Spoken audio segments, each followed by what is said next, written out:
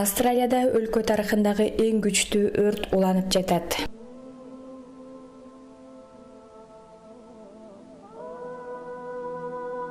Австралияда 2019 жылдын октябрь айында токойдо өрт чыгып, ал бүгүнкү күнгө чейин өчүрүлө элек. 5 миллиондон ашуун гектар аймакты жалмаган өрттүн кесепетинен 24 адамдын өмүрү кыйылды. Андан сырткары 30дай киши дайынсыз болууда. Ошондой эле 500 миллиондон ашуун жандык, анын арасында 8 миңдей коала күйүп кеткенин батыш маалымат булагдары жазып жатышат. Ал эми 5 январда австралиялыктар социалдык тармактарга Австралияда жамгыр деген кубанычтуу билдирүү менен сүрөт жана видеолорду жарыялашты.